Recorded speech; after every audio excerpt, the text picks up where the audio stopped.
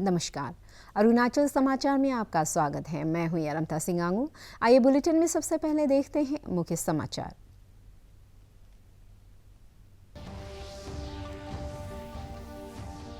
प्रधानमंत्री नरेंद्र मोदी की अध्यक्षता में हुई केंद्र कैबिनेट की बैठक में रेलवे के नॉन गैजेटेड कर्मचारियों के लिए 78 दिन के बोनस को मिली मंजूरी। टेक्सटाइल के क्षेत्र को बढ़ावा देने के लिए शुरू की गई पीएम मित्र योजना। कपड़ा क्षेत्र में मैन्युफैक्चरिंग और निर्यात को प्रोत्साहन प्रदान करेगी पीएम मित्र योजना। भारतीय वायुसेना की 89वीं वर्षगांठ के अवसर पर वायुसेना प्रमुख air chief marshal V R. Chaudhari का बयान वास्तविक नियंत्रण रेखा के निकट चीन की ढांचागत और सैन्य तैयारियों से डरने की जरूरत नहीं। भारत हर मोर्चे पर कर रहा है पैनी निगरानी और पिछले कुछ सालों में भारत की युद्ध क्षमता में हुई है काफी इजाफा। नेशनल डिजास्टर रिस्पांस फोर्स की ईटानगर स्थित 12वीं बटालियन पूर्वी एवं पूर्वोत्तर क्षेत्र के लिए आयोजित कर रही है इंटर बटालियन योगा और वॉलीबॉल प्रतियोगिता। 9 अक्टूबर तक चलने वाली प्रतियोगिता में एनडीआरएफ की 4 टीमें कर रही हैं भागीदारी। प्रधानमंत्री नरेंद्र मोदी की अध्यक्षता में आज हुई केंद्र कैबिनेट की बैठक में रेलवे के नॉन गैजेटेड कर्मचारियों को 78 दिन के बोनस को मंजूरी प्रदान की। कैबिनेट के इस फैसले से 11,56,000 से अधिक रेलवे कर्मचारियों को फायदा होगा। कैबिनेट के फैसलों की जानकारी देते हुए केंद्रीय सूचना एवं प्रसारण मंत्री अनुराग ठाकुर और केंद्रीय वाणिज्य एवं उद्योग मंत्री पीयूष गोयल ने कहा कि टेक्सटाइल के क्षेत्र में पीएम मित्र योजना को मंजूरी देकर कैबिनेट ने एक महत्वपूर्ण निर्णय किया है। उन्होंने कहा कि इस फैसले से लाखों लोगों को रोजगार मिल सकेगा। इसके अलावा कपड़ा क्षेत्र में मैन्युफैक्चरिंग को बढ़ावा मिलेगी, जिससे निर्यात में भी बढ़ोतरी होने की संभावना है। 78 दिन की बोनस दिया जाएगा रेलवे के कर्मचारियों को, और ये नॉन गैजेटेड एम्प्लॉयज़ के लिए होता है।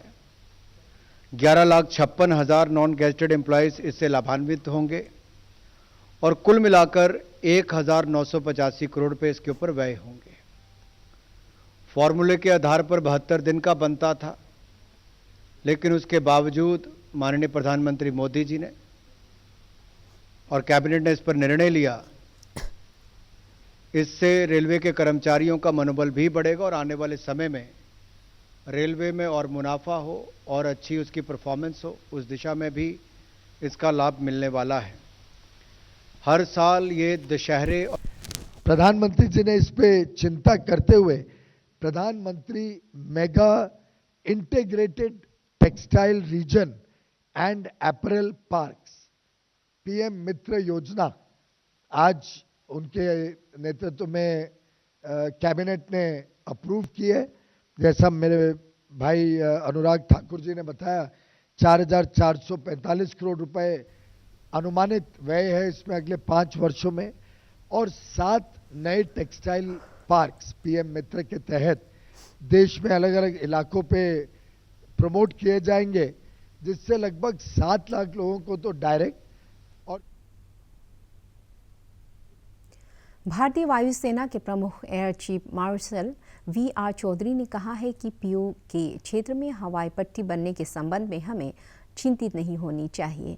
वायुसेना की 89वीं वर्षगांठ पर बोलते हुए एयर चीफ मार्शल ने कहा कि भारत हर मोर्चे पर पैनी निगरानी कर रहा है और जवाब देने के लिए पूरी तरह से तैयार है। वायुसेना प्रमुख air chief marshal V R. Chaudhari ने कहा कि वास्तविक नियंत्रण रेखा के निकट चीन की ढांचागत और सैन्य तैयारी से डरने की जरूरत नहीं है। उन्होंने कहा कि पिछले कुछ सालों में हमारी युद्ध क्षमता में काफ़ी इजाफा हुआ है। राफेल अपाचे के शामिल होने से हमारी युद्ध क्षमता बढ़ गई है। हमारे बेड़े में नए हथियारों के एकीकरण के साथ हमारी आक्रामक स्ट्राइक क्षमता और भी अधिक शक्तिशाली हो गई है। चीफ मार्शल ने नए लाइट हेलीकॉप्टरों के बारे में बताते हुए कहा कि हम हिंदुस्तान एरोनॉटिक्स लिमिटेड से 6 लाइट यूटिलिटी हेलीकॉप्टर प्राप्त करने के कगार पर है। यह भारत में सेना के आधुनिकीकरण की ओर एक महत्वपूर्ण कदम है। फिलहाल अभी भी चाइनीज एयरफोर्स PLAF की डिप्लॉयमेंट्स अभी भी है 3 एयरबेसेस में अक्रॉस ईस्टर्न लद्दाख। डिसएंगेजमेंट के बारे में बातचीत हो रही है। इंफ्रास्ट्रक्चर डेवलपमेंट काफ़ी हद तक बढ़ी हुई है चीन की तरफ से। but this is not going to affect the air operations per se. हमारी तरफ से हमारी पूरी तैयारी है. उनकी deployment due to the infrastructure development शायद उनकी थोड़ी सी फॉरवर्ड डिप्लॉयमेंट तेज हो सकती है, बट एयरफोर्स की तरफ से it will not make much of a difference. S-400 or any other SAM system is purely a defensive weapon system. We need to have an equal balance of strike aircraft which can penetrate deep into the enemy to deliver ordnance. National disaster response force NDRF की ईटानगर स्थित 12वीं battalion पूर्वी एवं पूर्वोत्तर क्षेत्र के लिए inter battalion yoga और वॉलीबॉल प्रतियोगिता का आयोजन दोईमुख स्थित अपने बटालियन मुख्यालय में कर रही है. प्रतियोगिता की शुरुआत आज से हुई और यह 9 अक्टूबर तक चलेगी.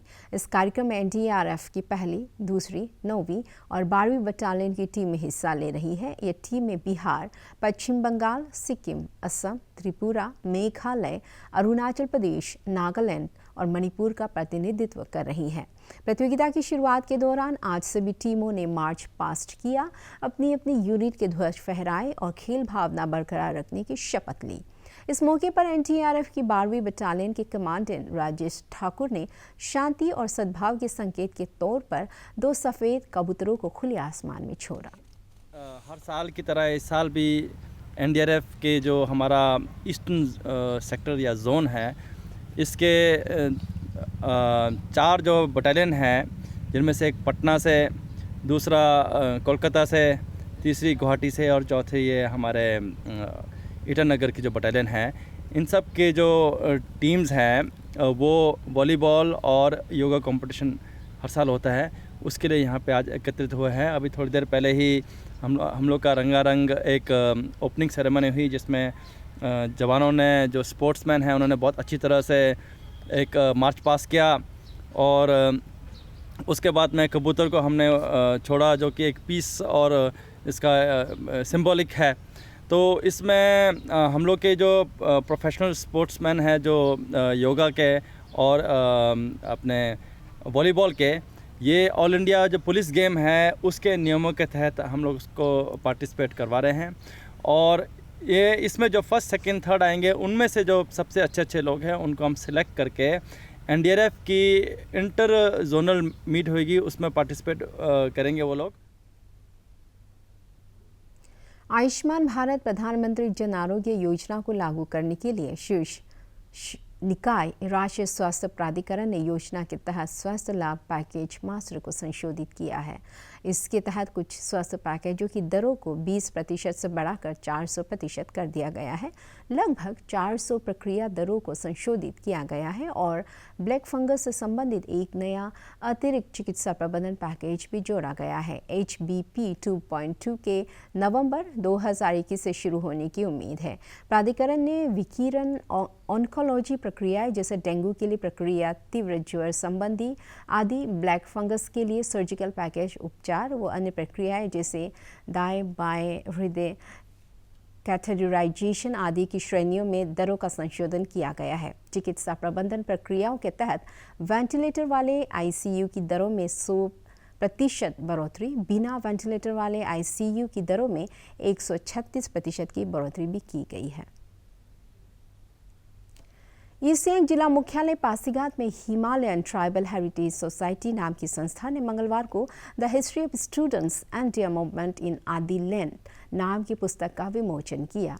इस पुस्तक के लेखक तरिंग तबुंग हैं और इसे हिमालयन ट्राइबल हेरिटेज सोसाइटी ने प्रकाशित किया है.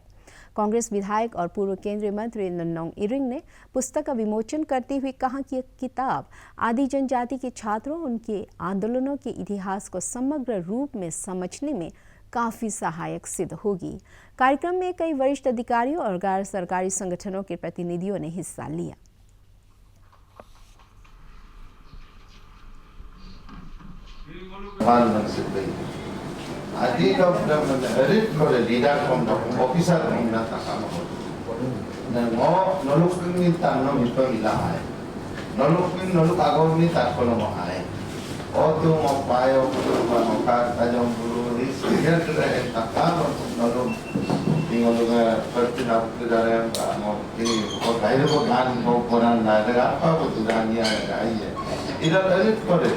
lalu adi society केंद्रीय स्वास्थ्य मंत्री मनसुख मांडविया ने यूनिसेफ की वर्ल्ड चिल्ड्रन रिपोर्ट जारी की है। स्वास्थ्य मंत्री ने कहा कि हमारे विरासत में मानसिक स्वास्थ्य का समाधान बताया गया है। स्वास्थ्य मंत्री ने संयुक्त परिवार की महत्वता बताते हुए कहा कि संयुक्त परिवार तनाव को कम करने में अहम भूमिका निभाता है।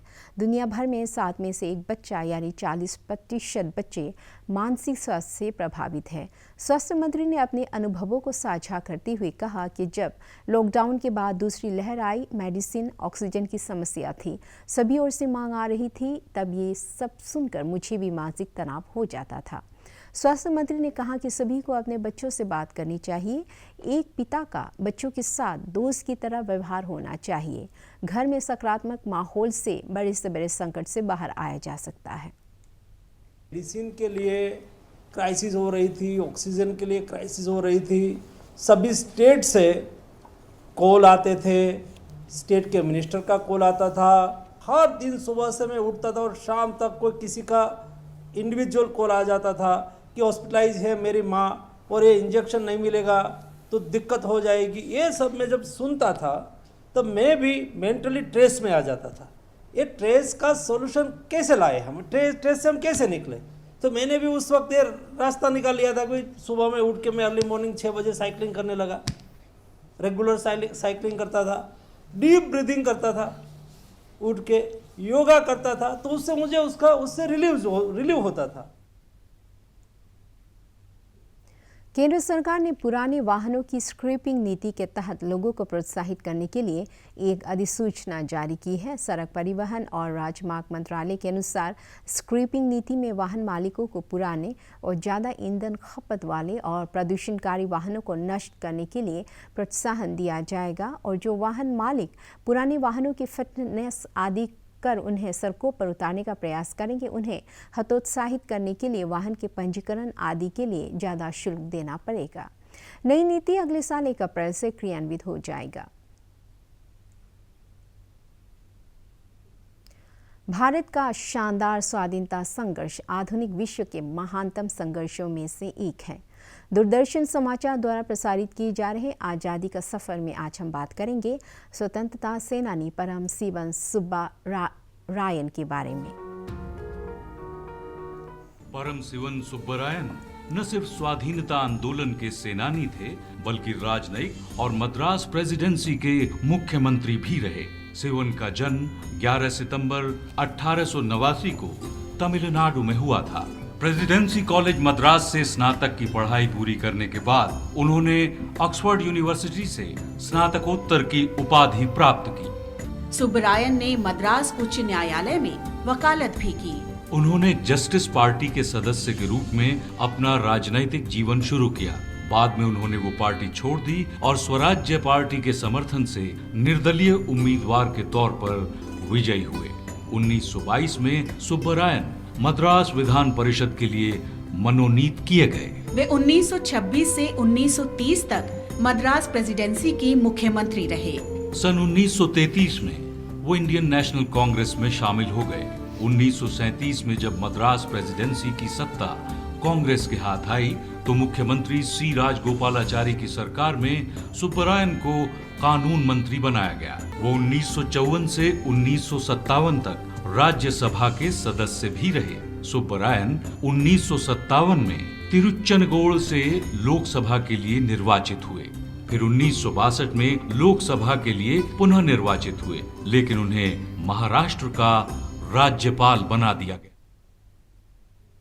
देश भर में पिछले 24 घंटे में कोविड के 18,833 नए मामले दर्ज किए गए और 24,770 रोगी स्वस्थ हुए। केंद्रीय स्वास्थ्य मंत्रालय के अनुसार इस समय देश में 2,47,000 सक्रिय मामले हैं और रिकवरी दर 97.94% हो गई है। भारतीय आयुर्विज्ञान अनुसंधान परिषद ICMR के अनुसार अब तक देश में 92 करोड़ 17 लाख से अधिक कोविड टीके लगाए जा चुके हैं। पिछले 24 घंटे में 59,48,000 से अधिक टीके लगाए गए।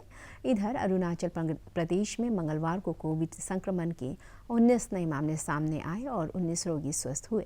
इस दौरान राज्य में कोविड के सक्रिय मामलों की संख्या 414 है और रिकवरी दर 98.74% है।